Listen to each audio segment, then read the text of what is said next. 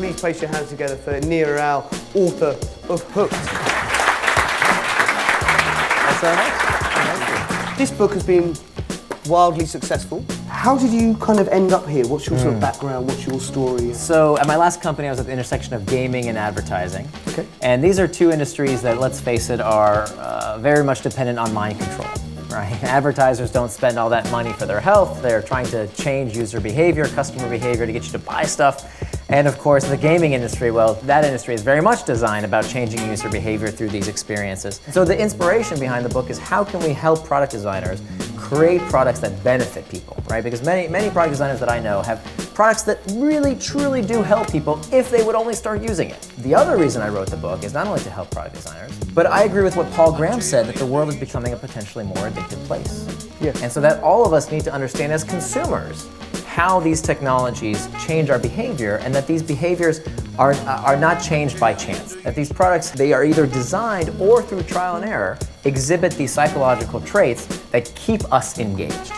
So in all sorts of products that we find most habit-forming, most engaging, we will see some element of mystery, some element of variability.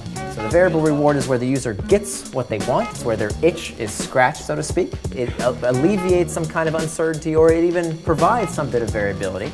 And this comes out of the classic work of B.F. Skinner. The father of operant conditioning, he found that when you take, in his case, pigeons, he put them in a little box, he gave them a little disc to press on, and every time they would peck at this disc, they would receive a food pellet. And so basically, Skinner observed that he could train his pigeons to peck at this disc whenever they were hungry. But then Skinner did something a little bit different. He introduced a variable reward. So sometimes the pigeon would peck at this disc, nothing would happen, right? No reward would come out. The next time the pigeon would peck at this disc, they would receive a reward. In my mind, a pigeon is a stupid animal. I mean, I don't know if you've seen them walking around London, but they're pretty idiotic. The act of randomly bashing its head against a sort of object in the hope that a device comes out, I wasn't sure was reward related, as much as it is just a single sort of input versus output deal, which is thing. I could do this about 90 minutes, by the way. I was practicing earlier. You're gonna hurt yourself there. Yeah.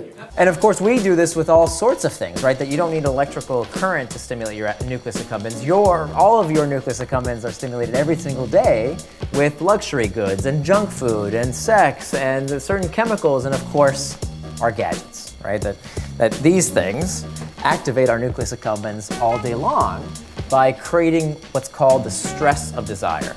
I think a huge round of applause for Nir there.